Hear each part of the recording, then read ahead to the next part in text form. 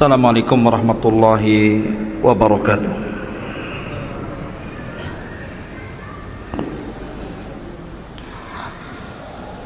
Alhamdulillah, salatu wassalamu ala rasulillah wa ala alihi wa sahbihi wa mawalah, wa la hawla wa la quwata illa billahi wa ba'du.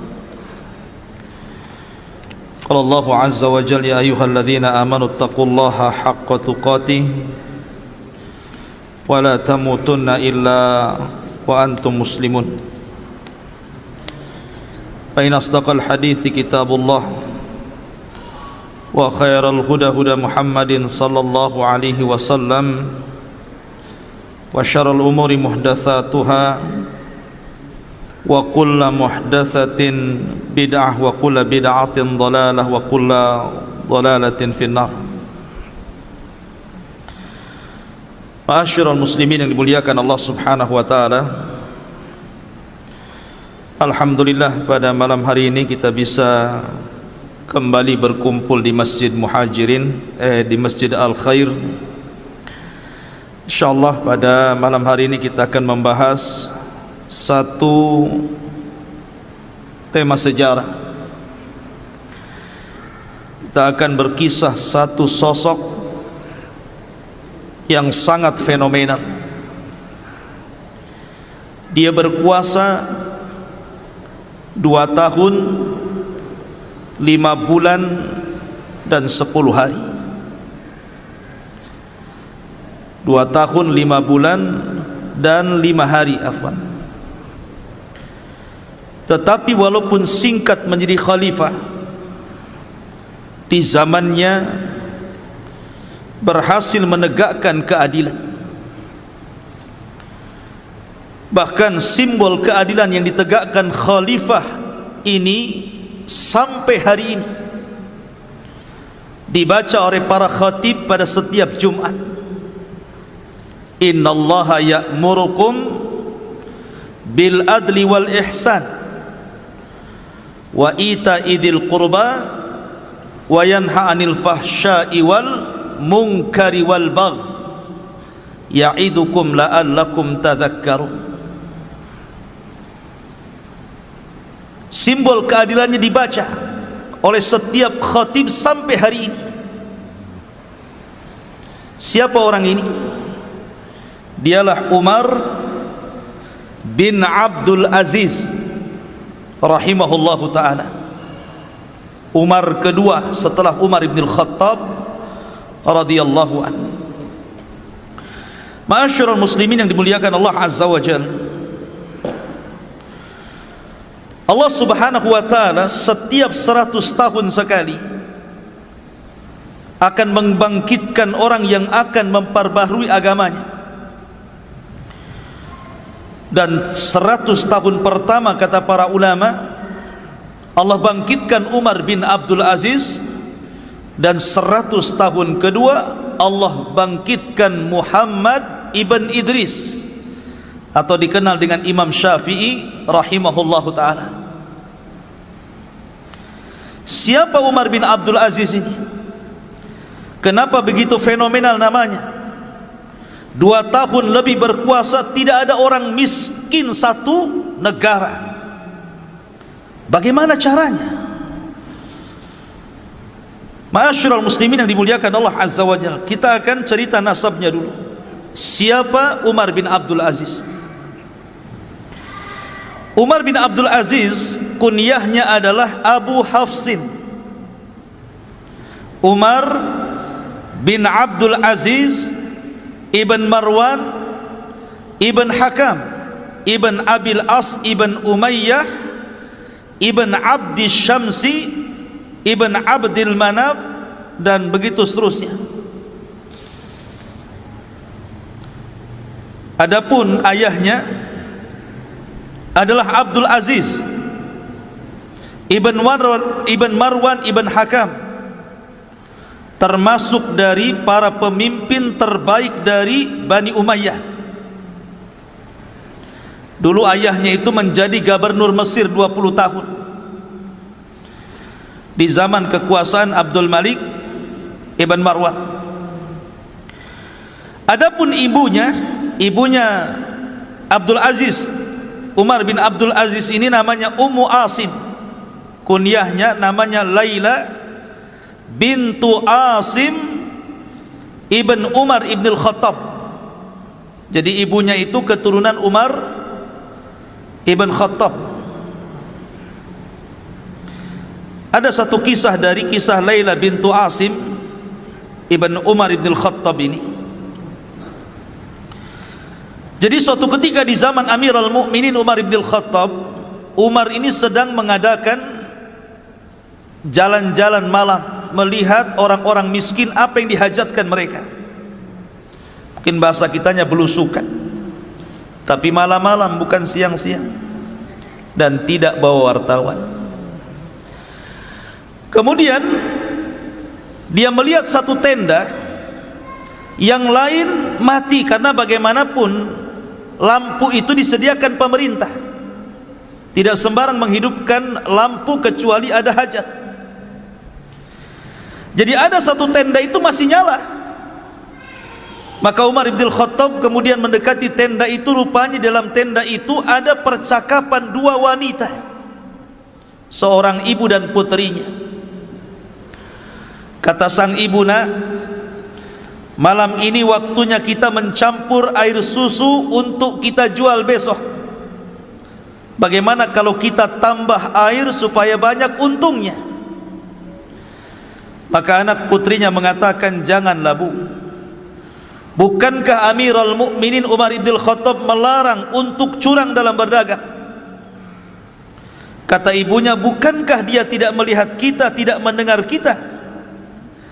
Kata putrinya, "Ya, walaupun Umar tidak melihat, walaupun Umar tidak mendengar, tapi Umar punya Tuhan yang bisa melihat dan mendengar kita." Ketika Umar melihat dan mendengar percakapan wanita itu, takjub Umar itu. Kok masih ada orang jujur? Kalau di masa Umar saja orang jujur itu membuat takjub, artinya kejujuran itu sudah hampir langka di zaman itu. Apalagi di zaman sekarang, cari orang jujur itu ya subhanallah susah. Di zaman itu saya susah cari orang jujur, lagi di zaman sekarang ya. Maka Umar pun tertarik dengan gadis itu. Pulang dia, dikumpulkan putra-putranya, ada Abdullah bin Umar, ada Asim ibn Umar dan yang lainnya. Kata Umar ibn Khattab, "Siapa di antara kalian yang siap menikah?" Di sana ada wanita yang top markotop, mungkin bahasa kitanya ya. Akhirnya kemudian bangkitlah Asim ibn Umar, "Saya wahai abi." Maka dilamarkanlah oleh Umar wanita itu. Menikahlah akhirnya dengan Asim putra Umar ibn al-Khattab. Dari Asim putra Umar ibn al-Khattab menikah dengan wanita yang jujur itu, lahirlah seorang anak wanita namanya Laila. Laila inilah ibunda daripada Umar bin Abdul Aziz. Laila putri Asim ini menikah dengan Abdul Aziz. Maka dari pernikahan ini lahir Umar bin Abdul Aziz. Bahkan Umar bin Khattab radhiyallahu anhu suatu ketika pernah bermimpi. Umar bermimpi, dan mimpinya orang soleh beda dengan mimpi kita. Jadi dalam bermimpinya itu Umar melihat bahwa ada dari keturunannya yang luka, sebagian yang luka dalam wajahnya. Ciri-cirinya itu ada luka dalam wajahnya. Kemudian dia melihat dalam mimpinya bahwa di antara cucu cicitnya yang nanti ini, yang ada tanda di wajahnya karena luka itu, akan menjadi khalifah, menegakkan keadilan ketika menyebarnya kezaliman. Itu sudah dimimpikan oleh Umar bin Khattab itu. Di antara cucu cicitnya itu nanti akan ada yang akan menegakkan keadilan di tengah-tengah kezaliman merajalela, dan cirinya ada luka di wajahnya, sujah. Jadi Umar bin Abdul Aziz ini sudah dimimpikan oleh Umar bin Khattab radhiyallahu anhu. Ma'asyiral muslimin yang dimuliakan Allah Azza wa Jalla, Umar bin Abdul Aziz dia adalah seorang yang di masa kecil suka dengan ilmu. Jadi Umar bin Abdul Aziz itu dia suka dengan ulama karena dia masih berjumpa dengan para sahabat Rasul dan para tabi'in, kibarut tabi'in seperti Sa'id ibn Musayyib dan sahabat-sahabat yang lainnya, karena memang pamannya juga sahabat, Abdullah bin Umar. Jadi suatu ketika dia ngomong sama ibunya, Umar bin Abdul Aziz kecil ini, apa kata dia? Dia mengatakan kepada ibunya, saya ingin seperti pamanku. Dia ngomong sama ibunya, Bu, saya ingin seperti pamanku. Ana uhibbu an akuna mithla khali. Saya ingin seperti pamanku. Maksudnya siapa pamannya? Abdullah bin Umar. Dan Abdullah bin Umar itu seorang yang faqih, ulamanya sahabat. Kata ibunya mengatakan, ndak usahlah, kamu ndak mungkin kayak dia, katanya. Jadi ibunya sudah ini dulu, ciut dulu, ndak mungkin kamu kayak dia itu. Harusnya kan tidak seperti itu ya. Kalau ahli-ahli pendidikan kan, kalau ada anak menginginkan sebuah kebaikan harusnya didorong kan. Kata ibunya, ndak usahlah, kok nggak mungkin kayak dia, katanya. Tapi dengan berjalannya waktu, ketika ayahnya Abdul Aziz kemudian di zaman Abdul Malik ibn Marwan itu diangkat menjadi gubernur Mesir, maka seluruh keluarganya diboyong ke Mesir. Tapi ketika itu Abdullah bin Umar meminta agar Umar bin Abdul Aziz kecil itu jangan dibawa, biar dia sama saya, katanya. Dari situlah maka Umar bin Abdul Aziz sejak kecil sudah bersama sahabat Abdullah bin Umar, pamannya, dan belajar. Bahkan sudah hafal Quran sebelum balik. Dan dicintakan dengan ilmu dan ulama. Makanya kemudian Umar bin Abdul Aziz ini tumbuh menjadi seorang ulama besar. Bahkan dimasukkan dalam deretan fuqaha tabi'in, ahli fikihnya para tabi'in. Umar bin Abdul Aziz ini luar biasa. Ma'asyiral muslimin yang dimuliakan Allah Azza wa Jalla, di antaranya adalah bagaimana talabatul ilminya Umar bin Abdul Aziz ini dijelaskan. Di antara guru-guru beliau adalah dari kalangan tabi'in seperti Sa'id ibn Musayyib. Sa'id ibn Musayyib ini yang menikah dengan salah satu putri Abu Hurairah, dan dia menjadi pemimpin para tabi'in.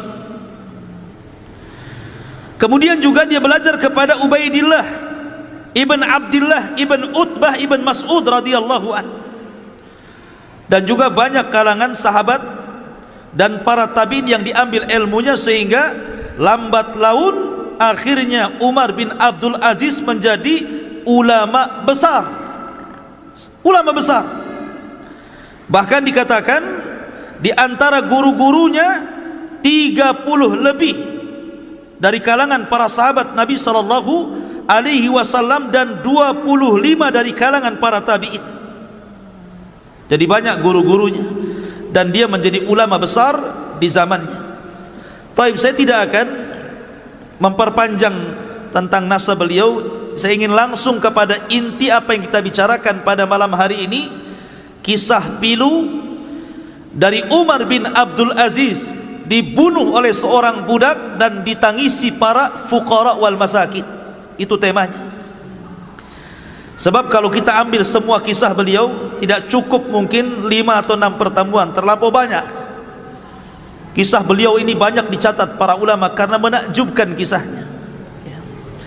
Ma'asyiral muslimin yang dimuliakan Allah Azza wa Jalla, di antaranya adalah salah satu penggalan kisahnya adalah ketika Umar bin Abdul Aziz menjadi khalifah. Nanti bagaimana menjadi khalifah nanti saya akan ceritakan satu penggalan kisah dulu. Ketika Umar bin Abdul Aziz ini menjadi Amirul Mukminin, Umar bin Abdul Aziz ini, maka dia berhasil mengumpulkan harta zakat yang melimpah luar biasa. Semua keluarga kerajaan harus bayar zakat, semua orang kaya harus bayar zakat, semua yang punya tanggungan hutang harus dibayar. Sehingga Umar bin Abdul Aziz berhasil menerapkan sistem zakat dalam satu tatanan negara, dan itu diterapkan betul dengan hukuman. Akhirnya banyak orang-orang kaya, para pejabat, para pemimpin, akhirnya mereka menyerahkan harta-harta zakat mereka dan dikumpulkan di Baitul Mal. Kemudian ketika itu Umar bin Abdul Aziz memanggil para karyawannya, pengepul-pengepul zakat itu, dan mengatakan, anfiquha 'alal fuqara, ambil harta di Baitul Mal, infakkan, cari orang fakir, kasih zakat mereka. Jangan ada satupun orang yang fakir yang tidak kebagian zakat. Cari orang fakir miskin dimanapun berada, kasih zakatnya. Maka bergeraklah pasukan amil zakat ini mencari orang-orang fakir dan miskin, sehingga tidak ada satupun fakir dan miskin kecuali mendapatkan sedekah dan zakat dari Baitul Mal. Anehnya hartanya masih ada, tidak habis. Kemudian dilaporkan kepada Umar bin Abdul Aziz, harta masih melimpah wahai Amirul Mukminin. Kemudian Umar bin Abdul Aziz ngomong gitu, kalau begitu jahizu bihal juyush, kalau begitu hartanya yang sisa itu berikan untuk mencukupi para tentara, ya. Sejahterakan para tentara biar layak dengan gaji yang mereka dapati. Akhirnya kemudian harta itu dikeluarkan lagi, kemudian dibagi-bagi bagi para tentara. Rupanya harta itu masih banyak. Kemudian mereka mengatakan, ya Amirul Mukminin, juyusul Islam tajubud dunya. Wahai Amirul Mukminin, para tentara-tentara Islam mereka sudah kaya semua. Kemudian Umar bin Abdul Aziz kemudian bicara, kalau begitu jawwijus syabab, cari anak-anak muda yang belum kawin, modali, danai, kawinkan. Oh, enak nih kalau punya pemimpin kayak gini, ya. Disuruh anak-anak muda yang belum kawin itu, siapa yang mau kawin tinggal ngomong ke Baitul Mal, maka sudah ada dananya. Ada dananya untuk maharnya, untuk walimahnya, untuk acaranya, semua free, gratis. Bahkan mereka mengatakan, man kana yuridu zawaj, barang siapa di antara kalian yang ingin menikah, datang kemari. Kemudian masih banyak juga hartanya. Maka Umar bin Aziz mengatakan, uqdud duyuna 'alal mutadayyinin. Kalau begitu cari orang-orang yang punya hutang. Cari orang-orang yang punya hutang, yang hidupnya terkait dengan hutang, cari, bayarkan hutangnya. Dicari orang-orang yang punya hutang itu. Kamu punya hutang berapa? Sekian, bayarkan sana. Kamu punya berapa? Sekian, bayarkan sana. Kan enak tuh punya presiden kayak gini, ya. Ma'asyiral muslimin yang dimuliakan Allah Azza wa Jalla, setelah semuanya dibayari hutang-hutang itu, sudah tidak ada yang punya hutang lagi, masih numpuk juga hartanya di Baitul Mukminin itu. Maka Umar bin Abdul Aziz mengatakan, ungduru ilal masihiyyin wal yahud. Kalau begitu lihat bagaimana kondisi orang-orang Nasrani dan Yahudi. Bagaimana kondisi orang-orang Nasrani dan Yahudi. man kana alaihi dainun fasaddidu anhu. Kalau seandainya mereka punya hutang, bantu mereka, ambil dari baitul mukmin, baitul mal, bayarkan itu. Carinya orang Yahudi, orang Nasrani yang punya hutang, kamu punya hutang berapa? Sekian, nih bayarkan sana. Sampai kepada Nasrani Yahudi merasa senang dengan kepemimpinan Umar bin Abdul Aziz ini.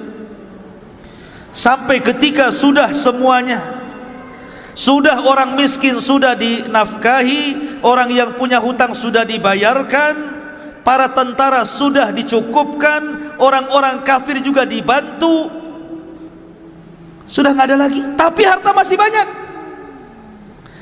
Maka Umar bin Abdul Aziz mengatakan, kalau begitu belikan uang dari baitul mal itu, biji-biji gandum, sebarkan di gunung-gunung, agar jangan orang mengatakan bahwa burung-burungnya Bani Umayyah kelaparan.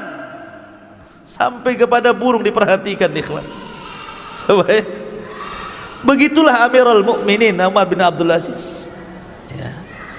Makanya Umar bin Abdul Aziz itu seorang khalifah yang tidak pernah dilahirkan di zamannya, dan tidak pernah ada orang yang diwafatkan setelahnya. Satu-satunya orang kayak gitu itu. Tidak ada lagi orang yang dilahirkan seperti dia, dan setelah wafat tidak ada lagi orang yang persis seperti dia.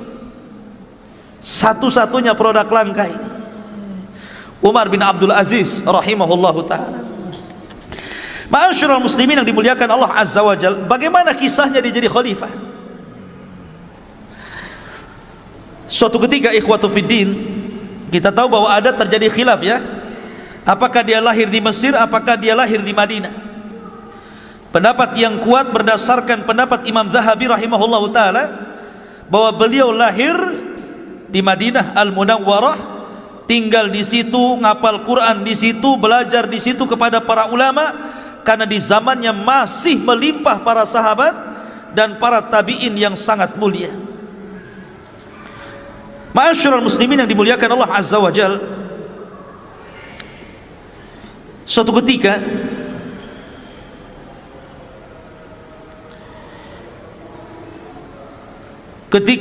meninggal salah satu khalifah di zamannya Abdul Malik ibn Marwan. Ketika itu kita tahu bahwa Khalifah Abdul Malik ibn Marwan itu sangat menyukai Umar bin Abdul Aziz. Khalifah Abdul Malik ibn Marwan itu suka dengan Umar bin Abdul Aziz karena memang paham agama, seorang ulama, walaupun masih budak tapi banyak ilmunya.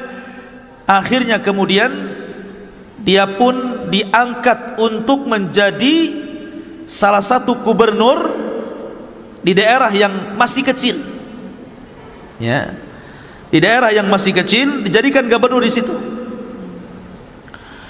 Lah terkadang ikhwatu fillah muliakan Allah Azza wa Jalla, dia selalu mengirim surat kepada khalifah, yang inti surat itu selalu mengingatkan khalifah. Di antaranya adalah amma ba'du inna qara'in wa kullukum mas'ul an ra'iyatih, Allahu la ilaha illahu la yajma'annakum ila yaumil qiyamati la raiba fih wa man asdaqu minallahi haditha. Isi suratnya, sesungguhnya engkau pemimpin wahai khalifah, dan engkau akan dimintai pertanggungjawabannya di hadapan Allah. Allah tidak ada sesembahan yang berhak disembah kecuali Dia. Sungguh Allah akan mengumpulkan kalian pada hari kiamat yang tidak ada keraguan di dalamnya, dan tidak ada yang lebih benar ucapannya melebihi Allah subhanahu wa ta'ala. Begitulah nasihat-nasihat yang dilontarkan oleh Umar bin Abdul Aziz kepada Khalifah Abdul Malik ibn Marwan di masa dia menjadi gubernur, sampai akhirnya meninggal dunia Khalifah Abdul Malik ibn Marwan. Kemudian diganti oleh anaknya, namanya Al-Walid ibn Abdul Malik ibn Marwan. Lah Al-Walid ibn Al-Walid ibn Abdul Malik ibn Marwan ini akhirnya memindahkan Khalifah Umar bin Abdul Aziz yang tadinya di Damaskus, di kota kecil, disuruh pulang ke Madinah untuk menjadi gubernur di Madinah. Tapi ketika itu dia meminta syarat, kalau memang saya harus menjadi gubernur di Madinah, dipindahkan dari Damaskus ke Madinah, saya minta 3 syarat katanya. Kalau kau penuhi 3 syarat saya, maka silahkan kau pindah aku dari Damaskus, alihkan saya ke Madinah. Yang pertama syaratnya, an ya'mala fin nasi bil haqqi wal adli wa la yadlim ahada, agar bisa melakukan atau menegakkan kebenaran, keadilan, dan tidak mendolimi siapapun. Lihat, syarat pertama. Kemudian wala yajuz ala ahadin fi akhdhi ma 'ala an-nasi min huquqin li baitil mal. Tidak boleh seseorang mengambil hak-hak orang lain kecuali memang dia punya hak yang diberi dari baitul mal, dari badan zakat. Yang kedua, agar senantiasa diberikan waktu dia bisa haji.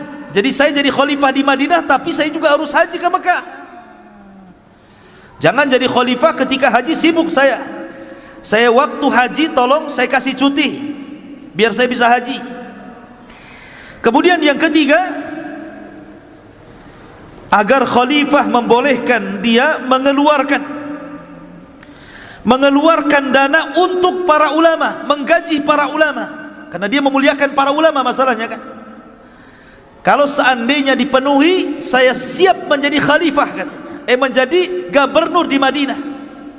Akhirnya Khalifah Al-Walid Ibn Abdul Malik kemudian menyetujui, dipindahlah Umar bin Abdul Aziz dari Suriah ke mana?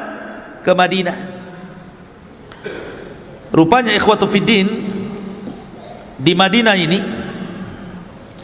dia sangat dicintai para ulama, sangat dicintai masyarakatnya, sehingga akhirnya kekuasaannya melebar sampai ke Hijaz. Hijaz itu Mekah, Madinah dan sekitarnya gitu. Yang tadinya Madinah saja akhirnya melebar, maka dia menguasai, menjadi gubernur Hijaz. Lah ketika itu dia mendengar bahwa Hajjaj ibn Yusuf Al-Thaqafi itu mau mengarah ke Madinah. Lah Umar bin Abdul Aziz itu paling tidak suka dengan Hajjaj ibn Yusuf. Kenapa? Karena dia zalim masalahnya. Dia tidak suka dengan kezaliman. Akhirnya dia menyurati khalifah agar jangan sampai dipertemukan dengan Hajjaj, jangan sampai Hajjaj itu ke Madinah atau ke Mekah. Batalkan perjalanannya, saya tidak mau ketemu dengan dia. Sakit hati Hajjaj ini. Akhirnya kemudian bermanuver politik, bagaimana caranya menurunkan Umar bin Abdul Aziz dari gubernur Hijaz itu. Betul-betul dimainkan politik sama dia. Akhirnya terpengaruh juga khalifah itu. Kemudian dicopotlah Umar bin Abdul Aziz menjadi gubernur Hijaz. Setelah dicopot menjadi gubernur oleh Al-Walid Ibn Abdul Malik, ditarik ke Damaskus untuk menjadi penasehat raja. Oh, rupanya dinaikkan ya. Tidak jadi gubernur tapi jadi penasehat, tim penasehat raja, khalifah. Lah kedekatan itulah akhirnya ketika Al-Walid Ibn Abdul Malik ini semakin dekat dengan Umar bin Abdul Aziz, mendapatkan nasihat, tausiah, wejangan gitu ya. Akhirnya kemudian dia pun banyak terpengaruh dengan Umar bin Abdul Aziz, sampai akhirnya Allah takdirkan Al-Walid Ibn Abdul Malik meninggal, kemudian kekuasaan jatuh kepada saudaranya Sulaiman bin Abdul Malik Ibn Marwan. Lah di masa Sulaiman inilah, Sulaiman itu juga sangat memuliakan Umar bin Abdul Aziz, sangat memuliakan sekali. Sampai ada satu kisah ketika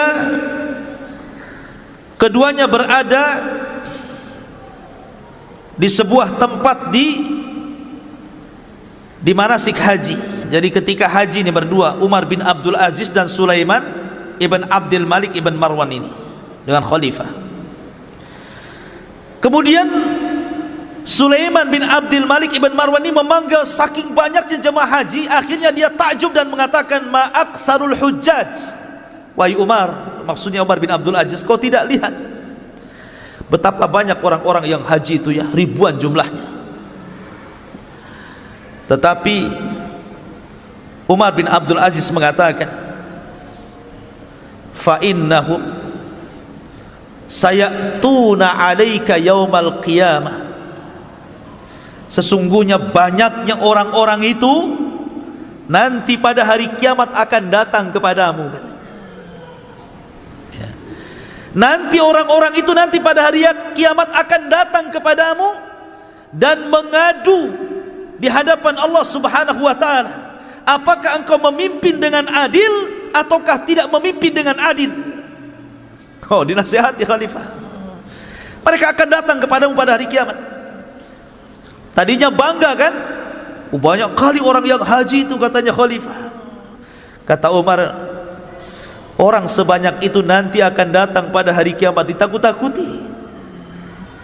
Mereka akan menjadi khusama'uka yaumal qiyamah, akan menjadi musuh pada hari kiamat. Mereka akan menuntut haknya di hadapan Allah Subhanahu wa taala. Dari situlah akhirnya Sulaiman ibn Abdul Malik menangis dan merasa bersalah. Lah sebelum wafatnya Sulaiman bin Abdul Aziz, Sulaiman ibn Abdul Malik ini, dia ngirim surat, isinya wasiat. Harusnya ketika dia meninggal itu kan masih ada saudara-saudaranya kan, ada Yazid ibn Abdul Malik ibn Marwan, ada Hisham ibn Abdul Malik ibn Marwan gitu kan. Harusnya yang jadi setelah meninggalnya Sulaiman itu Yazid ibn Abdul Malik ibn Marwan.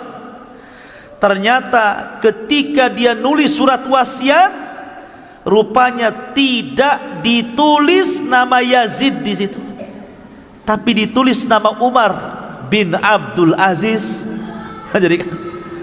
Jadi sebelum wafatnya dia nulis surat, nanti kalau saya meninggal, maka kekuasaan ini saya berikan kepada Umar bin Abdul Aziz. Dengarkan, taati perintahnya karena dia khalifah kalian. Maka betul-betul ketika meninggal dunia dibuka surat wasiatnya. Aku sudah mewasiatkan kepada orang setelahku yang pantas menjadi khalifah, dialah Umar bin Abdul Aziz, maka dengarkan dan taati perintahnya. Jadi justru saudara-saudaranya tidak menjadi, harusnya kan saudaranya tuh, ini kenapa orang lain? Karena Sulaiman bin Abdul Malik ibn Marwan tahu karakter-karakter saudaranya kan. Nih kalau saudaranya jadi raja masalah nih. Makanya kemudian dia takut di hadapan Allah, dipilihnya Umar bin Abdul Aziz menggantikan Sulaiman Sulaiman putra daripada Abdul Malik ibn Marwan. Coba anak-anak ya, jangan ribut ya. Ada satu kisah yang menarik ikhwan. Ketika di permulaan beliau menjadi khalifah, ketika dia mendengar bahwa telah datang wasiat dari Sulaiman bin Abdul Malik ibn Marwan bahwa ketika dia meninggal Umar bin Abdul Aziz harus jadi khalifah, dia tidak pernah keluar dari masjid. Tidak pernah keluar dari masjid ya. Dia ketakutan dengan wasiat itu, sehingga kemudian dia pun menolak untuk dibaiat. Dia menolak untuk dibaiat sampai-sampai setelah kemudian dia mendapatkan kabar, apa kata beliau di hadapan manusia ini ketika dia mendapatkan kabar bahwa dia sudah diwasiati untuk menjadi khalifah sepeninggal Sulaiman, dia pun mengatakan,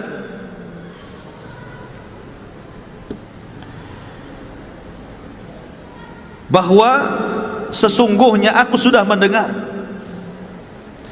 bahwa khalifah sudah memberikan amanah kepadaku agar aku menggantikan posisinya menjadi khalifah kaum muslimin. Kemudian dia mengatakan, demi Allah, saya berceramah di hadapan kalian wahai kaum muslimin, sesungguhnya tidak ada niat bagiku menjadi khalifah. Saya minta kalian untuk melepaskan baiat-baiat kalian dari pundakku, dan saya serahkan urusan kepada kalian. Silahkan cari pemimpin sesuka kalian. Lari dia, tidak mau jadi pemimpin ya. Jadi ketika dia melihat surat wasiat itu, dia langsung cuci tangan, tidak mau. Dia menangis berhari-hari di masjid itu. Kemudian setelah itu menemui manusia dan mengatakan, sebaiknya kalian lepaskan baiat-baiat kalian dari pundakku, silahkan bermusyawarah, cari pemimpin yang layak selainku. Lihat, kalau sekarang terbalik, jangan pilih dia, pilih aku. Itu sekarang, ya kan? Ma'asyiral muslimin yang dimuliakan Allah Azza wa Jalla, sampai seperti itu. Di antara akhirnya kemudian ketika dia menjadi khalifah, lihat bagaimana pertama kali dia berkhutbah. Tapi orang-orang kan tidak mau, tetap memilih Umar bin Abdul Aziz karena sudah tahu siapa dia, akhlaknya, ilmunya, bagaimana pemuliaan ulama kepadanya gitu. Masyarakat malah dukung masalahnya. Jadi tidak mau tidak, terpaksalah dia jadi khalifah. Akhirnya dia kumpulkan kaum muslimin. Lihat ceramah beliau. Di permulaannya dia mengatakan, ayyuhan nas, inni qad ubtulitu bihadzal amri ghaira ra'yin kana minni fi wala talabatan lahu wala masyuratan minal muslimin wa inni qad khala'tu ma fi a'naqikum min bai'ati fakhtaru li anfusikum. Ini khutbah pertamanya. Wahai manusia, sungguh aku telah diuji dengan perkara khalifah ini. Sungguh aku telah diuji dengan perkara khalifah ini. Kenapa aku dipilih tanpa ada ideku, tanpa ada musyawarah dari kaum muslimin, tanpa ada permintaan dariku? Sesungguhnya aku melepaskan kekhilafahan dari pundakku. Berkumpullah kalian, silahkan pilih pemimpin sesuka kalian. Kemudian di ujung ceramahnya Rasulullah dia mengatakan, Umar bin Abdul Aziz, ayyuhan nas, man ata Allah wajabat ta'atuhu wa man asallah fala ta'ata lahu, ati'uni fima ata'tullah wa asaitu wa as fa idza asaitullaha fala ta'ata li alaikum. Wahai manusia, barang siapa yang taat kepada Allah, wajib ditaati orang itu. Barang siapa yang bermaksiat kepada Allah, jangan ditaati orang itu. Maka taatilah kepadaku. Jikalau aku berada di atas ketaatan kepada Allah, maka jangan pernah kalian taat kepadaku jikalau aku bermaksiat kepada Allah subhanahu wa ta'ala. Lihat, memang betul-betul khulafaur rasyidin ikhwan menegakkan syariat Islam ala minhajin nubuwah. Umar bin Abdul Aziz, makanya ada sebagian para ulama, Umar bin Abdul Aziz itu adalah Imam Mahdi yang ditunggu-tunggu. Imam Mahdi yang ditunggu-tunggu. Walaupun pendapat ini berdasarkan takwil dan dilemahkan para ulama, tapi ada ulama yang mengatakan seperti itu, bahwa fase-fase itu sudah lewat. Kan ada fase nubuah, ada fase mulkun warahmah, ada fase mulkun adud, ada fase mulkun jabarut, gitu ya. Itu sudah lewat, ditutup dengan Umar bin Abdul Aziz, tinggal nunggu kiamat aja. Itu ada sebagian ulama pendapat seperti itu. Tapi ini pendapat ini dibantah oleh para ulama bahwa Imam Mahdi bukan Umar bin Abdul Aziz, tapi nanti di akhir zaman. Tapi dengan adanya yang sebagian ulama mengatakan seperti itu, memang betul-betul dia menegakkan keadilan di tengah-tengah ketika itu menyebar kezaliman. Karena ciri-ciri Imam Mahdi itu apa? Menyebarkan keadilan di tengah-tengah tersebarnya kezaliman, kan itu. Ma'asyiral muslimin yang dimuliakan Allah. Baik, saya akan bercerita beberapa kisah yang menarik sepanjang dia menjadi khalifah. Ma'asyiral muslimin yang dimuliakan Allah Subhanahu wa taala, ketika dia awal jadi khalifah, dia pun kemudian disuruh untuk memilih, apakah engkau akan tinggal di istana, karena sebentar lagi akan banyak delegasi-delegasi dari daerah-daerah yang akan mengucapkan selamat engkau jadi khalifah, atau engkau akan tinggal di mana? Kata para pejabat ini untuk memuliakan khalifah, kau mau di mana? Sebaiknya kau pindah, bawa keluargamu, boyong ke istana, karena sebentar lagi akan banyak delegasi-delegasi dari daerah-daerah yang akan mengucapkan sebagai khalifah dirimu. Tapi Umar bin Abdul Aziz tidak mau. Dia malah pulang ke rumah lamanya. Ke rumah lamanya dia balik. Tidak mau tinggal di istana dia. Dia rumahnya rumah jelek, rumah buruk gitu kan. Tidak mau dia tinggal di istana. Bayangkan, waraknya luar biasa, zuhudnya luar biasa. Maka kemudian ketika itu dia pun pulang dan menemui istrinya. Apa kata dia? Ini pertama kali dia ngomong sama istrinya. Wah istriku, ukhayyiruka bi amrayni, aku berikan kau dua pilihan. Kau serahkan seluruh emas, seluruh perak, seluruh perhiasan, seluruh hartamu ke baitul mal, atau jangan pernah kau hidup bersama aku. Istri daripada Umar bin Abdul Aziz ini putri khalifah. Dia putri khalifah ya. Bayangkan, dia saudara daripada orang-orang yang akan jadi khalifah, Al-Walid, Sulaiman, Yazid, itu saudara-saudaranya. Dan dia anak satu-satunya perempuan, anak khalifah yang dinikahi Umar bin Abdul Aziz. Tentu namanya anak khalifah kan kaya raya, banyak emas, banyak apa-apa kan. Tapi kata Umar bin Abdul Aziz, semenjak dia jadi khalifah, dia minta sama istrinya, keluarkan emasmu, mana perakmu, mana perhiasanmu, ayo sini, saya akan masukkan ke baitul mal. Kata istrinya, wahai suamiku, bukankah kerajaan ini milik bapakku, katanya, milik Abdul Malik ibn Marwan. Bukankah kerajaan ini milik bapakku? Kata Umar bin Abdul Aziz, man qala laki hadha, siapa yang ngomong ini milik bapakmu, katanya. Kerajaan ini bukan milik bapakmu, tapi kerajaan ini milik manusia, milik masyarakat. Bukan gitu. Subhanallah.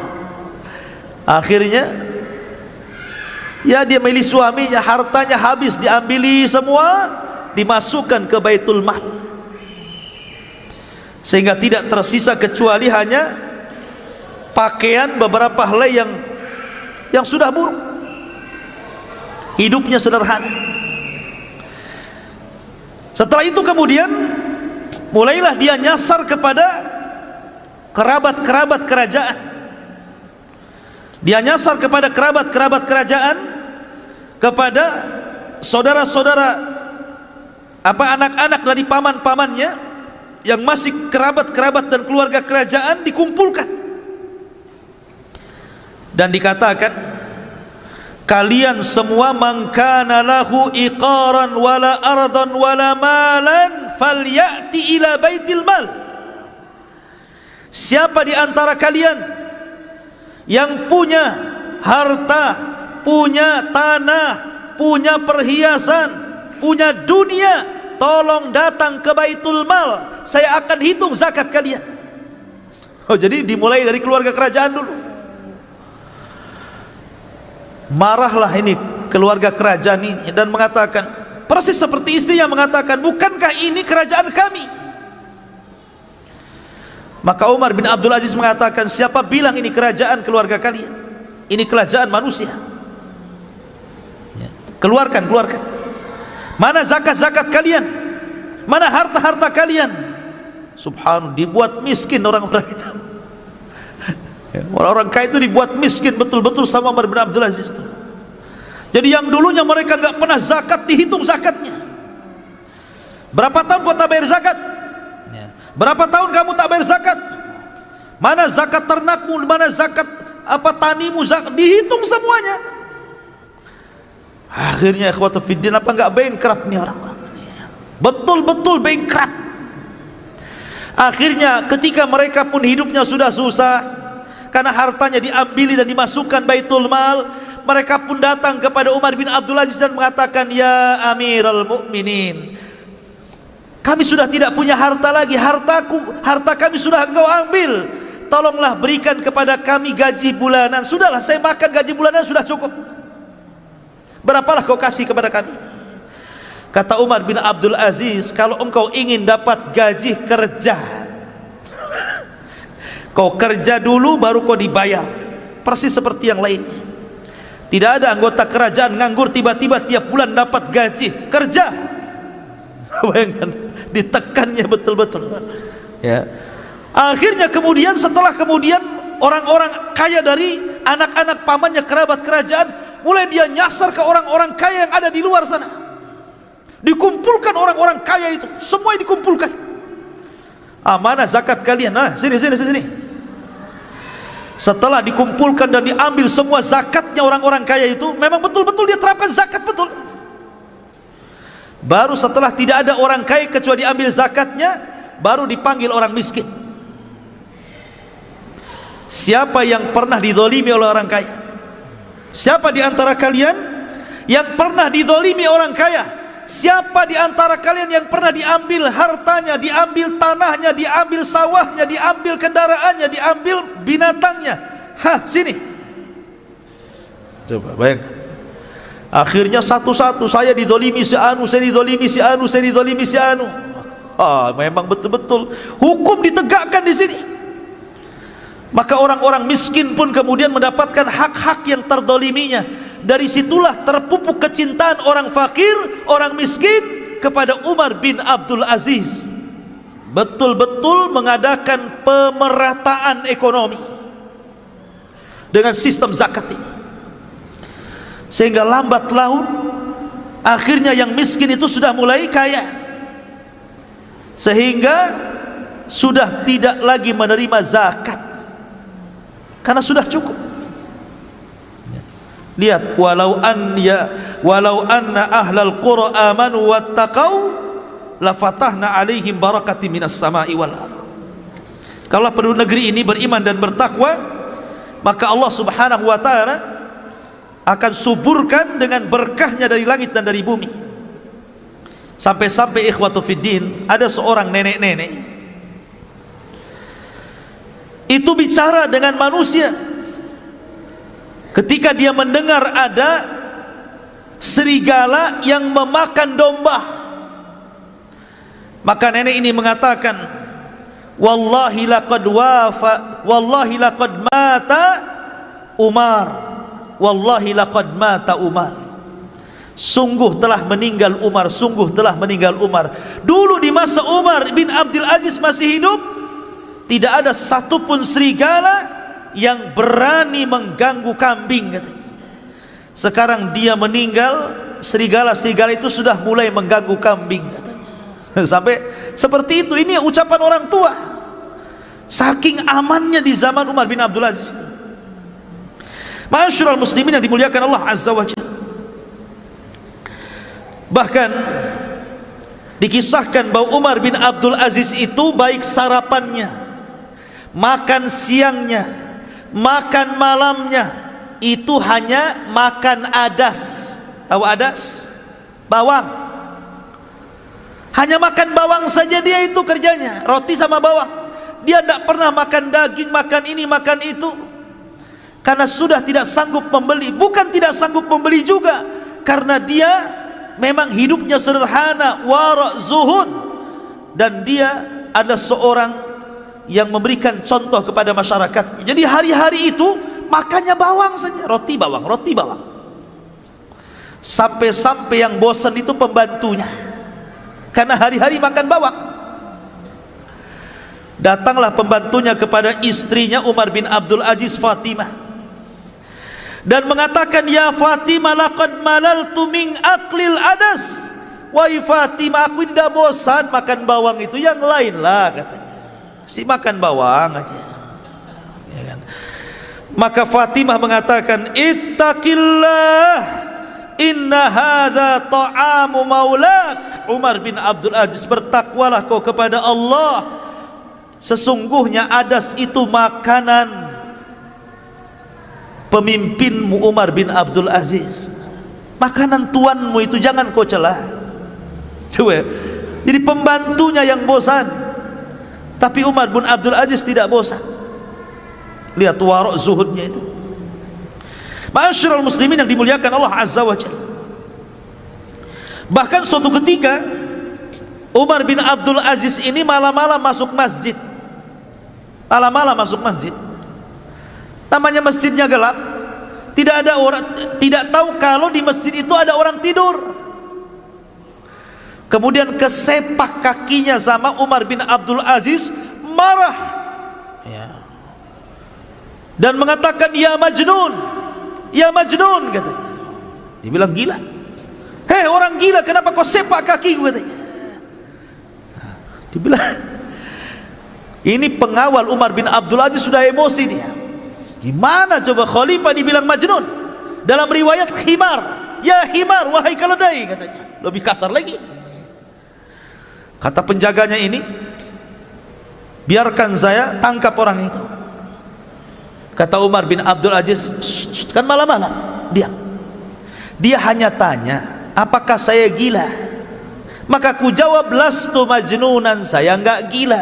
Apa salahnya, katanya. Pergi-pergi. Bagaimana akhlaknya? Ini pengawal, ini sudah marah gitu, ya. Masa kemudian khalifah dibilang Majnun?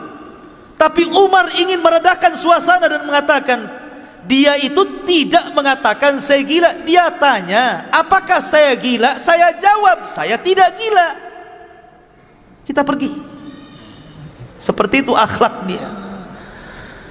Kalau sekarang di medsos antum menghina presiden, pencemaran nama baik, tangkap besok, ya. Ma'asyiral muslimin yang dimuliakan Allah Azza wa Jalla, ya. Akhlak luar biasa. Bahkan Umar bin Abdul Aziz mengumpulkan wuzara dan umara. Jadi masing-masing gubernur dari daerah-daerah mana saja itu disuruh datang ke ibu kota, mengadakan rapat besar-besaran. Setelah mereka duduk di kursi, mulailah Umar bin Abdul Aziz mengatakan, saddidu duyunan nas, kullu man kana lahu dainun sadadna, at'imul fuqara. Maka Umar bin Abdul Aziz mengatakan, kalian harus memenuhi hutang-hutang kalian, bayarkan hutang-hutang kalian. Kalau kalian punya hutang, mengambil hak rakyatnya, kembalikan kepada rakyat. Kemudian jangan lupa orang-orang fakir, jangan lupa dengan orang-orang fakir. Begitulah Umar bin Khattab menasihati para gubernur, selalu diingatkan dengan fuqara, fuqara dan fuqara, ya. Kasih makan orang miskin, orang miskin, orang miskin, itu diingatkan terus. Subhanallah. Umar bin Abdul Aziz itu gajinya cuma 2 dirham, bukan dinar, dirham. Dirham itu separuh dinar. Kalau satu dirham itu berapa? 4 gram lebih. Berarti kalau dinar 2 gram lebih. Berarti kalau seandainya 1 gramnya anggap 1 juta, berarti 1 dirham itu 2,5 juta lah. 2 dirham tambah 2,5 juta, jadi gajinya 5 juta. Itu maksudnya. Itu kalau emasnya 1 gram 1 juta ya. Terkadang ada emas 500, kalau emasnya 500 ya separuhnya, ya berarti gajinya Umar bin Abdul Aziz itu cuma 2,5 juta. Masih besar gajinya ini ya, guru-guru PNS. Coba bayangkan, gajinya 2 dirham, 2 dinar afwan. Sampai suatu ketika Umar bin Abdul Aziz ini dia lewat pasar, kemudian di pasar itu dia melihat ada inab itu ada anggur. Dia suka pengen makan anggur itu, dia dimasukkannya ini, nggak ada duit. Khalifah nggak ada duit, dikoceknya Iwan. Pulang dia temui Fatimah istrinya, dan dia mengatakan, halaki dirhamun ya Fatimah, apakah engkau punya uang 1 dirham wahai Fatimah? Apakah engkau punya uang 1 dirham wahai Fatimah? Maka kemudian Fatimah mengatakan, walima ya Umar, untuk apa wahai Umar? Kata Umar ibn Abdul Aziz mengatakan, laqad marartu ala suq fara'aitu inaban fastahaitu. Aku tadi lewat di pasar, rupanya aku melihat ada inab, ada anggur, aku pengen membelinya tapi tak ada duit. Kemudian Fatimah mengatakan, ya Umar, anta amiral mu'minin wa la yujad fi baitika dirhamun wahid. Kata Fatimah, wahai Umar, engkau suamiku, engkau ini pemimpin kaum muslimin, masa di rumahmu tidak ada uang 1 dirham? Masa di rumahmu tidak ada uang 1 dirham? Maka lihat jawabannya.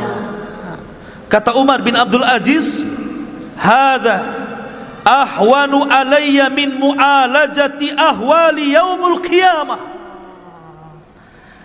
Dengan aku tidak punya uang 1 dirham di rumah, ini lebih ringan bagiku daripada kelak uang-uang itu akan mempertanyakan diriku pada hari kiamat. Subhanallah, lihat ya. Sampai nggak jadi beli anggur karena nggak punya uang. Padahal kalau dia ke pasar minta saja pasti dikasih. Dia Amirul Mukminin, dia minta anggur, masa nggak dikasih ya. Tapi lihat bagaimana zuhud waraknya. Sampai dia itu punya anak kecil. Umar bin Abdul Aziz ini punya anak kecil. Ada rombongan membawa buah-buahan tufah. Tufah itu apa? Apel.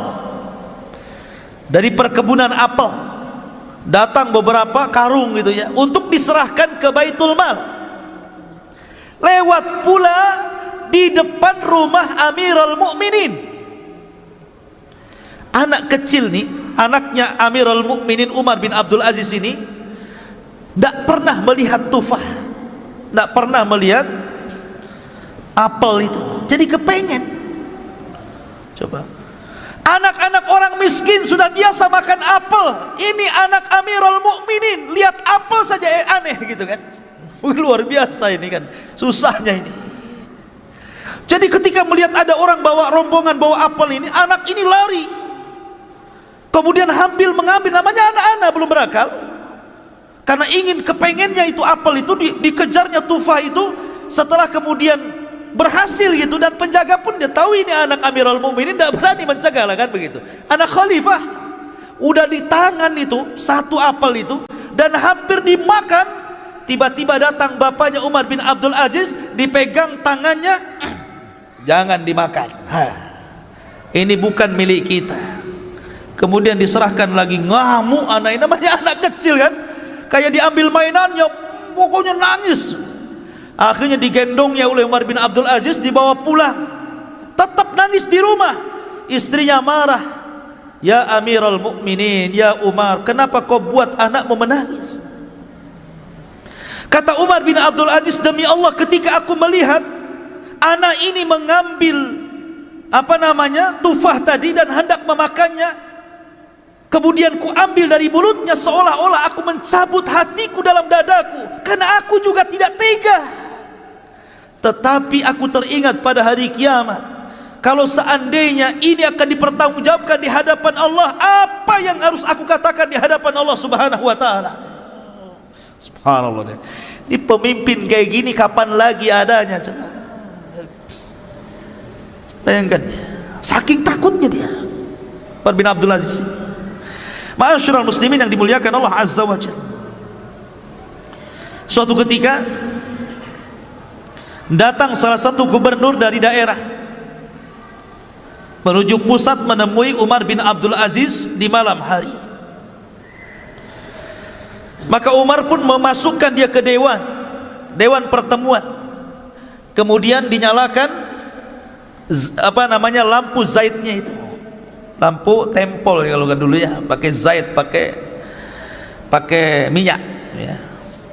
Dah mulailah Umar bin Abdul Aziz berdiskusi, bertanya, gimana soal orang miskin di daerahmu, gimana orang susah di daerahmu, bagaimana zakat, gimana sedekah, gimana kondisi masyarakatku, gimana begini, pokoknya tanyalah hal ikhwal tentang kondisi kaum muslimin yang ada di wilayah gubernur itu.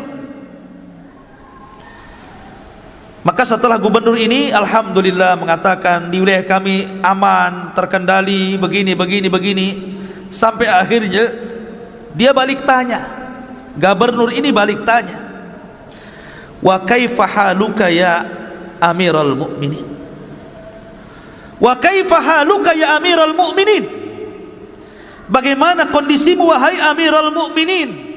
Saya lihat kau memakai baju yang sudah agak robek, agak usang. Kemudian mulailah satu persatu tanya. Kata Umar bin Abdul Aziz, tunggu ya, saya tidak akan jawab dulu pertanyaanmu, tunggu dulu sebentar. Bangkit, ambil lampu, ditiupnya. Kita ngomong gelap-gelap. Tadi apa kamu nanya soal saya? Jadi gubernur mengatakan, kenapa kau padamkan lampu? Lima atfa'tal asyiraj, kenapa kau padamkan lampu? Jadi kita gelap-gelap lah jadinya. Kata Umar bin Abdul Aziz, kalau kau tanya soal aku berarti ini pertanyaan pribadi, nggak ada kaitan dengan negara. Lampu itu milik negara. Tapi kalau kau bertanya soal rakyatku, soal bangsaku, soal negaraku, soal zakat, soal fuqara, soal miskin, ku hidupkan. Karena ini memang urusan negara dan lampu itu milik negara. Bayangkan coba, ada khalifah kayak gini gara-gara lampu. Sampai ketika datang hadiah. Nih Umar bin Abdul Aziz dikasih hadiah berupa minyak wangi. Minyak wangi yang sangat harum sekali. Ketika itu datang minyak wangi, tiba-tiba serbannya ditutupkan ke mulutnya. Pokoknya jangan sampai mencium itu. Kata Muzahim, ya Amirul Mukminin, bukankah minyak wangi itu untuk diambil harum-harumnya? Karena tidak mungkin dimakan, tidak mungkin diminum. Kenapa kau tutup? Kata Umar bin Abdul Aziz, justru karena itu saya belum jelas ini minyak wangi ini hadiah untukku atau untuk negara, diserahkan ke Baitul Mal. Kalau seandainya ini diserahkan ke Baitul Mal, aku sudah menciumnya padahal aku tidak berhak menciumnya, karena ini milik masyarakat, bukan milikku. Bayangkan kan? Katanya Muzahim, bukankah nggak diminum, nggak dimakan? Justru itu minyak wangi itu yang memang di mana-mana nggak diminum, nggak dimakan, manfaatnya jadi cium kan, begitu kan? Akhir tetap dia tidak mau mencium minyak wangi, ditutupnya pakai serban ini, sampai akhirnya masukkan ke Baitul Mal, katanya. Masukkan dia ke Baitul Mal. Seperti itu ikhwatu fiddin Umar bin Abdul Aziz. Ma'asyiral muslimin yang dimuliakan Allah Azza wa Jalla. Sampai suatu ketika Umar bin Abdul Aziz ini suatu ketika sholat malam di rumahnya. Ketika dia sholat, lewatlah kepada ayat-ayat tentang azab, tentang neraka. Tiba-tiba dia nangis. Ketika dia nangis, istrinya ikut nangis yang mendengarkannya. Ketika istrinya nangis, anaknya ikut nangis karena melihat ibunya menangis. Ketika tetangganya mendengar bahwa di rumah Umar bin Abdul Aziz ada tangisan, ikut menangis dia. Kemudian tetangganya mendengar tetangga ini menangis, ikut menangis. Tetangga ini ikut menangis. Satu desa menangis karena tangisan Umar bin Abdul Aziz. Bayangkan, nular tangisannya juga. Seperti itu Umar bin Abdul Aziz pengaruhnya kepada masyarakat itu. Ya. Sampai-sampai suatu ketika dia keluar dari masjid, dia meminta kepada para sahabatnya, isbikuni, isbikuni, duluan bahasa kitanya, isbikuni, isbikuni, duluan. Sahabatnya mengatakan, walima ya Amirul Mukminin, kenapa, ada apa ini? Sudah duluan saja, duluan, saya belakangan. Akhirnya kemudian dia mengambil baglahnya, mengambil kendaraannya, himarnya, dan tidak menuju rumahnya, tapi dibelokkan menuju kuburan. Tengah malam menuju kuburan. Kemudian dia duduk di kuburan itu. Kemudian dia berbincang-bincang di kubur, memanggil-manggil orang-orang yang ada di kubur itu, dan mengatakan, ya ayyuhal mauta, madza fa'alta bin nas, wahai orang-orang yang sudah meninggal, apa yang kau lakukan dulu kepada manusia di masa hidupmu? Kemudian yunadi, dia pun berteriak, ainal mu'azzam wa ainal muhtaqar, aku sudah tidak bisa membedakan lagi mana kuburan orang mulia, mana kuburan orang yang dihinakan. Kemudian dia membaca ayat, ma aghna anni maliyah halaka anni sultaniyah, duhai kiranya kekuasaan yang kubanggakan tidak ada nilainya kalau aku sudah masuk ke liang lahat. Duhai harta yang selama ini kubangga-banggakan pun, apalah gunanya kalau aku sampai masuk ke dalamnya. Begitulah renungan kuburan membuat dia menangis. Ma'asyiral muslimin yang dimuliakan Allah Azza wa Jalla. Kemudian kisah yang menarik juga, suatu ketika datang anaknya yang perempuan itu kepada Umar bin Abdul Aziz, menangis gara-gara tidak punya pakaian. Saya kira anak antum banyak pakaiannya, sehari bisa ganti 3 kali ya. Ini anak perempuan Umar bin Abdul Aziz tidak punya pakaian kecuali satu. Dia ngomong sama bapaknya Umar bin Abdul Aziz seraya menangis, sehingga Umar mengatakan, lima tabki, kenapa anda menangis? Qalat, maka anaknya mengatakan, ya abata, inna thawbi mutazahhiqan, sesungguhnya pakaianku banyak robeknya, maka belikanlah pakaian untukmu. Kata Umar bin Abdul Aziz, dia memanggil pembantunya, Muzahim, sini, kemarin saya pernah menyobek selimut. Itu bekas sobekan selimut di mana tuh? Di mana itu bekas sobekan selimut saya yang kemarin saya sobek-sobek itu? Katanya pembantunya, ada wahai Amirul Mukminin. Ah, kau ambil lagi, kau jahit, buatkan pakaian untuk anakku, katanya. Sobek, tinggal beli saja padahal kan. Disuruh kain-kain yang bekas sobek-sobek itu, disuruh dijahit, buatkan pakaian, buatkan untuk anakku, katanya. Subhanallah, sampai seperti itu. Sampai ada orang miskin datang dari jauh mendengar keadilannya Umar bin Abdul Aziz. Siapa yang meminta kepadanya tidak akan ditolak, pasti diberi dan dikasih dari Baitul Mal. Datang dia dari jauh, dia belum kebagian. Dia bertanya, mana rumahnya khalifah? Oh, di sana tuh, di sana tuh. Berangkat dia. Ketika masuk ke rumah khalifah, keluar lagi dia, nggak bawa apa-apa. Orang-orang pun bertanya, kenapa kau tidak mendapatkan apapun dari khalifah? Maka orang ini mengatakan, memang aku nggak minta. Kenapa engkau nggak minta? Aku malu, kondisiku jauh lebih mulia dibandingkan dia. Orang miskin nggak jadi minta, itu lebih baik. Nggak jadi minta nih orang miskin ini. Masuk rumah Umar bin Abdul Aziz, keluar lagi. Mana barang yang kau minta? Memang aku tak minta, ya tak bawa barang. kenapa kau tak minta? Aku malu katanya. Aku masih lebih baik hidupku daripada dia. Lihat, hanya di zaman Umar bin Abdul Aziz orang miskin tak jadi minta. Gitu ya. Karena khalifahnya lebih miskin begitu ya. Seperti itulah kondisi Umar bin Abdul Aziz. Makanya wajar kalau ada sebagian mengatakan itulah Imam Mahdi sesungguhnya kan itu. Walaupun pendapat ini lemah. Ma'asyiral muslimin yang dimuliakan Allah Azza wa Jalla. Akhirnya kita langsung saja karena sudah lewat jam 9. Bagaimana wafatnya? Namanya orang baik, ikhwatu fiddin.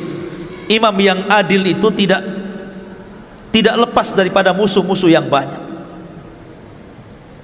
Orang yang baik itu pasti banyak musuhnya. Apalagi dia seorang khalifah. Tidaklah kayu gaharu itu tercium baunya kecuali setelah dibakar. Maknanya apa? Terkadang dengan banyaknya musuh itu menunjukkan kualitas orang itu ya. Orang baik itu pasti dimusuhi orang, dan setelah meninggal baru diketahui kebaikannya. Lah, disitulah anak-anak daripada Abdul Malik ibn Marwan. Setelah Sulaiman ibn Abdul Malik kan masih ada Yazid, ada Hisham dan beberapa orang. Yazid ini enggak sabar. Sebenarnya kalau Umar bin Abdul Aziz meninggal dunia, Sulaiman bin Abdul Malik sudah mewasiatkan yang jadi khalifah sepeninggal Umar bin Abdul Aziz adalah Yazid bin Abdul Malik. Tapi Yazid ini tidak sabar, ingin jadi khalifah.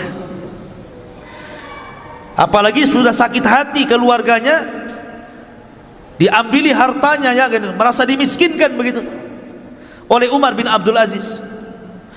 Makanya dia menyuruh salah satu budaknya, kau letakkan racun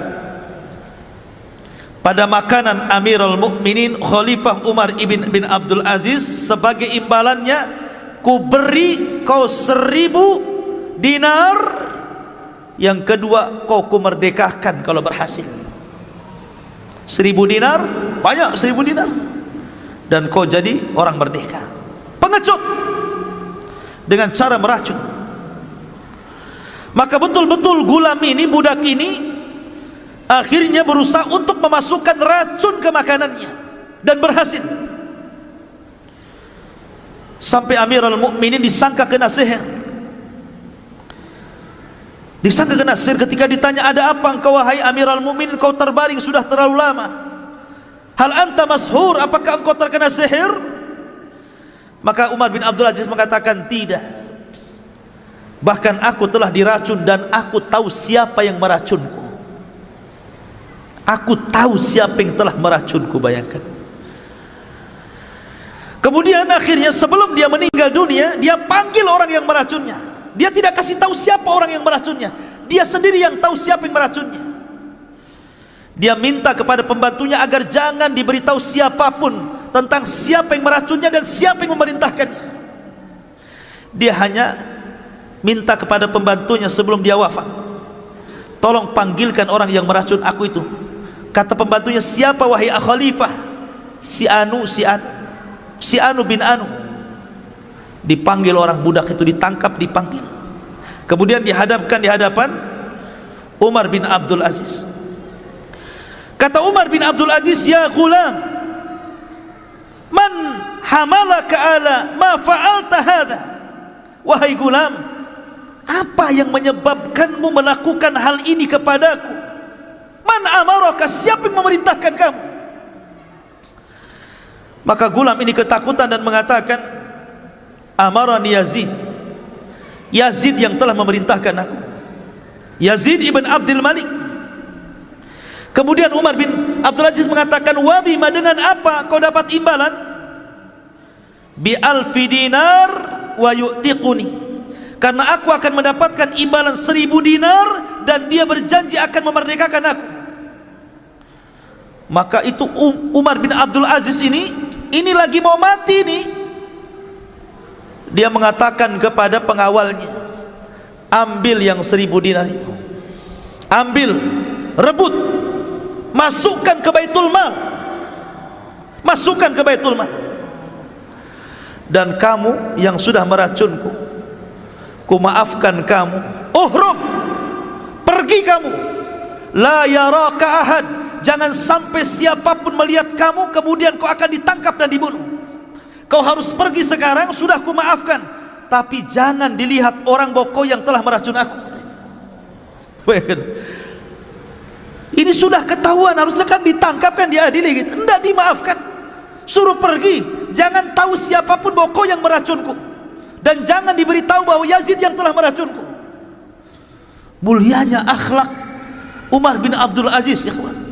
Nufusul udhama la tataghayyar, kata para ulama. Jiwanya orang besar itu tidak pernah berubah, dari dulu pemaaf dan akan senantiasa pemaaf. Begitulah nufusul udhama, jiwanya orang mulia itu tidak pernah berubah, mereka akan sama, ya. Ma'asyiral muslimin, sampai akhirnya ketika Umar bin Abdul Aziz betul-betul meninggal di Himsa, di Suriah sana, maka banyak orang-orang miskin yang menangis, para fuqara menangis, anak-anak menangis seolah-olah menjadi anak-anak yatim, wanita-wanita menangis seolah-olah jadi janda, orang-orang fakir dan miskin menangis seolah-olah tidak ada lagi yang memberi makan mereka. Satu dunia menangis, sampai-sampai Raja Raja Romawi, Malikur Rum, orang kafir, ketika mendengar meninggalnya Umar bin Abdul Aziz, apa katanya? Laqad matal yaum malikun adil la yushbihu adluhu fi wujudihi ahadun. Sungguh hari ini telah meninggal seorang raja yang sangat adil, yang tidak ada semisalnya di alam semesta ini. Ini pengakuan Malikur Rum tentang keadilan Umar bin Abdul Aziz di zamannya. Ma'asyiral muslimin yang dimuliakan Allah Azza wa Jalla. Sehingga ketika dia kemudian mengumpulkan anak-anaknya untuk tarikah harta warisan, sampai-sampai dikatakan kepada Umar bin Abdul Aziz, afala tatruk li ahlika syai'an ya Amiral Mu'minin, kenapa kau tidak tinggalkan harta yang banyak untuk keluargamu wahai Amiral Mu'minin sebagai warisan? Qala, dia mengatakan, in kanu salihin Allahu yatawalla salihin, jika mereka anak-anakku orang-orang soleh, maka Allah yang akan menjaga orang-orang soleh. Tidak perlu ku kasih harta, Allah yang kasih harta nanti. Ya, begitu maksudnya. Aku tidak perlu kasih harta mereka, kalau mereka benar-benar soleh, Allah yang kasih harta mereka. Akhirnya kemudian Umar bin Abdul Aziz pun ketika sudah berkuasa 2 tahun 5 bulan 5 hari, berhasil menegakkan keadilan yang tidak pernah ditegakkan oleh khalifah Bani Umayyah maupun Bani Abbasiyah, khalifah setelahnya. Makanya sebagian para ulama ada yang memasukkan dia satu di antara khulafaur rasyidin setelah Abu Bakar, Umar, Utsman dan Ali, Umar bin Abdul Aziz. Ada yang mengatakan Hasan ibn Ali, saking adilnya, ya. Begitulah ikhwatu fiddin muliakan Allah Azza wa Jalla, kisah singkat dari perjalanan Umar bin Abdul Aziz. Mudah-mudahan ada manfaatnya. Subhanakallah bihamdika, asyhadu an la ilaha illa anta, astaghfiruka wa atubu ilaik. Allahu ta'ala alam. Assalamualaikum warahmatullahi wabarakatuh.